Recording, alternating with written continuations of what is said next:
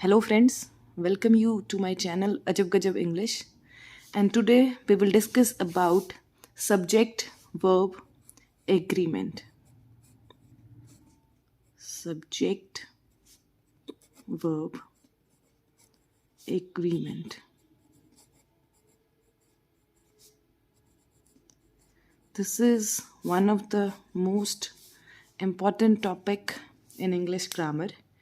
तो आज हम ये टॉपिक डिटेल में आपको विद कॉन्सेप्ट की क्लैरिटी के साथ एक्सप्लेन करने लगी हूँ कि what do you mean by subject verb agreement. तो before going to tell you what is subject verb agreement, first we will discuss about what do you mean by the word subject. Subject किसे कहते हैं? Subject होता क्या है? Subject means about whom we talk. About whom we talk. जिसके बारे में किसी भी सेंटेंस में बात की गई होती है उसे हम सब्जेक्ट कहते हैं.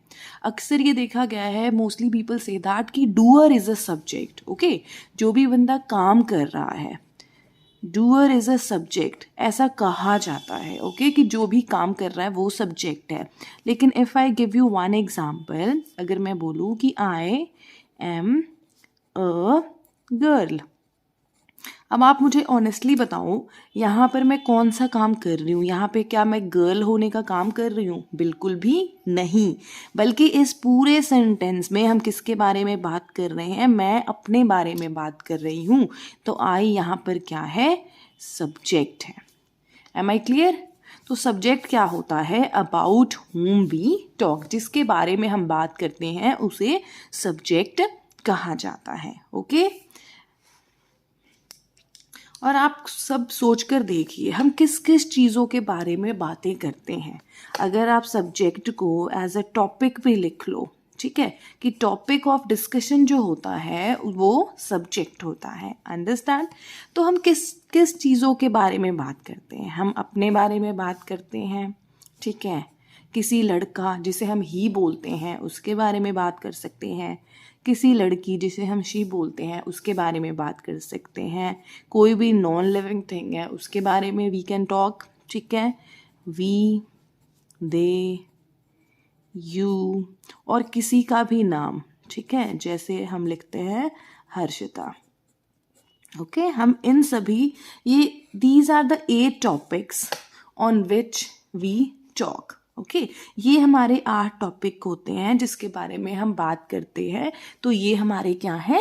सब्जेक्ट्स हैं.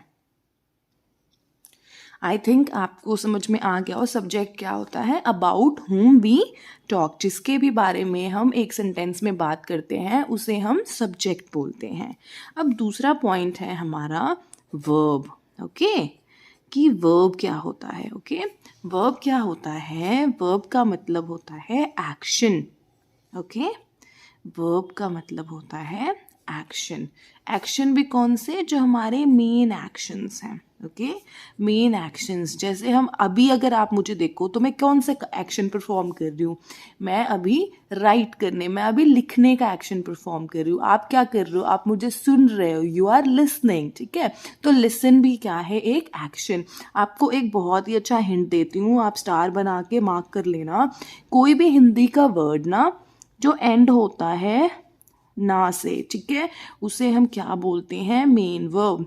अभी मैं आपको एग्जांपल्स भी बताती हूँ. देखो, जैसे मैं लिखूँ खाना, ठीक है, एंड विद ना, दिस इज मेन वर्ब. अगर मैं लिखूँ पीना, okay, then again end with what?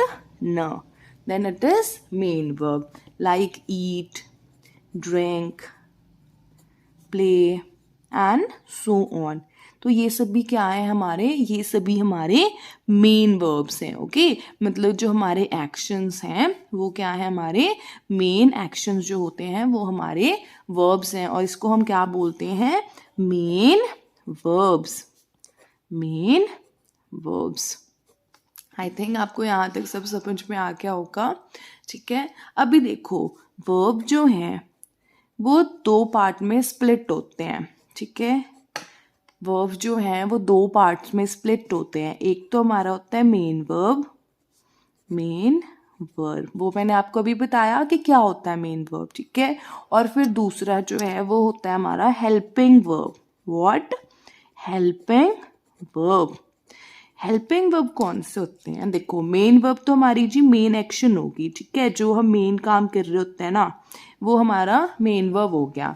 और हेल्पिंग वर्ब कौन से हो जाएंगे? जो आपको बताएंगे टाइम ऑफ एक्शन की, जो भी काम है ना वो कौन से टाइम में हो रहा है, मतलब प्रेजेंट टाइम में हो रहा है, पास्ट टाइम में हो रहा है, या फिर फ्यूचर टाइम में हो रहा है, तो उसे क्या बोलते हैं? Helping verb. जैसे अगर मैं यहाँ पे लिखूँ एज, एम, आर, तो ये किसके हेल्पिंग वर्ब है? इस जब किसी भी सेंटेंस में अगर इज एम आर लगा होता है तो हम क्या बोलते हैं? It is of present tense. If it is was were तो ये क्या बन जाते हैं? ठीक है, ये हमें पास्ट का टाइम बता रहे होते हैं ना। अगर हम बोलते हैं विल और शेल है भाई किसी भी सेंटेंस में, तो कौन से टाइम बताते हैं? वो हमें फ्यूचर टाइम बताते हैं। अंडरस्टूड? तो वर्ब जो होते हैं वो 2 कैटेगरीज में डिवाइड होंगे, ठीक है। मेन वर्ब मतलब मेन एक्शंस हो जाएंगे, और हेल्पिंग वर्ब जो हमें टाइम ऑफ एक्शंस बताएंगे, ये रहे, ठीक है। इसमें आप वो भी लिख सकते हो, डू, डज, डिड भी होते हैं, has, have, had is also there, तो ये सब भी आपके क्या हो जाते हैं? Helping verb. और आगे आपने कई बार देखा होगा ऑक्सिलरी वर्ब्स भी आते हैं, तो that is a quite different concept, वो हम नेक्स्ट वीडियो में कवर करेंगे, ठीक है। तो यहाँ तक आई थिंक कि आपको कोई डाउट नहीं होगा। मैं एक बार रिमाइंड करवा देती हूँ। देखो, आज का हमारा टॉपिक ऑफ डिस्कशन है सब्जेक्ट वर्ब एग्रीमेंट। सबसे पहले हमने देखा what do mean by subject. Subject क्या होता है? अबाउट हुम वी टॉक, जिसके बारे में भी हम बात करते हैं ना, वो सब्जेक्ट होता है, ठीक है। कभी भी जो हमारा डूअर होता है ना वो सब्जेक्ट नहीं होता है, हमेशा याद रखना, doer is not a subject, ठीक है। जिसके बारे में हम बात करेंगे ना वो हमारा क्या होगा? सब्जेक्ट होगा, ठीक है। तो ये हमारे डिफरेंट 8 जो हैं वो सब्जेक्ट हैं, I, he, she, it, we, they, you and Harshita, means any one name. आप यहाँ पे अपना नाम भी लिख सकते हो, ठीक है। And after that come on the topic verb, ठीक है। वर्ब्स क्या होते हैं? एक्शन, ठीक है। वो वर्ड्स जो हमें किसी एक्शन के बारे में बताते होते हैं ना, ठीक है, उनको हम क्या बोल देते हैं? भाई ये वर्ब्स हैं, ठीक है। और कोई भी जो मेन वर्ब्स होंगे, ठीक है, मेन वर्ब, मेन एक्शन कौन से होंगे? जो हमेशा हिंदी के वर्ड एंड होंगे किससे? ना से, जैसे खाना, पीना, खेलना, सोना, उठना, बैठना, ये सारे क्या हैं? एग्जाम्पल हैं मेन वर्ब्स के, ओके जी। अब देखो, वर्ब्स जो हैं वो 2 पार्ट में डिवाइड होते हैं। एक तो होता है मेन वर्ब, एक्शन वर्ड्स, जो अभी मैंने आपको बताया, ठीक है। And the second one is helping verb. Helping verb हमें क्या बताते हैं? Time of action. Time of action का मतलब क्या है? कि कोई भी जो मेन एक्शन है ना वो कौन सी टाइम में हो रहा है। और टाइम का मतलब क्या हो गया जी? टाइम का मतलब यहाँ पे है बेटा टेंस, ओके। टाइम का मतलब यहाँ पर है टेंस, ना कि 5-6 बज गए वो वाला टाइम नहीं, बल्कि हम टेंस वाली बात कर रहे हैं, प्रेजेंट, पास्ट एंड फ्यूचर वाली। अंडरस्टूड? ये आपके लिए किसके लिए है? प्रेजेंट के लिए, ये आपके पास्ट के लिए, और ये आपके फ्यूचर के लिए। अंडरस्टूड? आई थिंक आपको यहाँ तक समझ में आ गया होगा। चलो अब हम देखते हैं कि सब्जेक्ट और वर्ब। अब बिफोर सब्जेक्ट वर्ब एग्रीमेंट ना, आप एक चीज सोच कर देखो, वर्ब जो है, स्पेशली हम बात कर रहे हैं बेटा जी कि कौन से वर्ब्स की? मेन वर्ब की, ठीक है। मेन वर्ब की हम बात करते हैं, ठीक है। अब आप मेन वर्ब की, जैसे मैंने लिखा, एग्जाम्पल लिखती हूँ मैं, ईट, ओके। फिर मैंने लिखा राइट। अब आप सोच के बताओ, ठीक है, कि ये सिंगुलर है या प्लूरल है? सिंगुलर आप समझते हो ना, सिंगुलर का मतलब वन, ठीक है, एंड प्लूरल का मतलब मोर देन वन। मोर देन वन, एक से ज्यादा को हम बोलते हैं ना प्लूरल। तो अब आप सोच के देखो कि ईट सिंगुलर है या प्लूरल है। बेटा अगर मैं बोलूँ राइट, ठीक है, तो अगर अभी आप देखो, मैंने बोला राइट, मैंने कितने सारे अल्फाबेट लिखे यहाँ पे, ठीक है, लेकिन मैंने कौन सा वर्ड यूज करा? राइट। तो मतलब क्या है? जो मेन वर्ब्स होते हैं बेटा जी वो हमेशा कौन से स्टेट में होते हैं? प्लूरल स्टेट में, ओके। मेन वर्ब जो है वो हमेशा प्लूरल होते हैं। अंडरस्टूड? इस चीज को हमेशा याद रखना, स्टार बना लो आप इसे, कि जो मेन वर्ब होता है वो क्या होता है? हमेशा प्लूरल होता है। अंडरस्टूड? अब now come to the point of what do you mean by subject verb agreement. अभी आपको मैंने सब्जेक्ट बता दिया, ठीक है, मैंने आपको क्या समझाया कि भाई सब्जेक्ट क्या होता है, फिर आपने वर्ब भी समझ लिया कि वर्ब क्या होता है, ठीक है। अब जो दूसरा पॉइंट है वो क्या है, एग्रीमेंट, ठीक है। अब एग्रीमेंट का मतलब क्या होता है, एक कॉन्ट्रैक्ट होता है ना, एक क्या होता है, कॉन्ट्रैक्ट, कोई लीगल कॉन्ट्रैक्ट।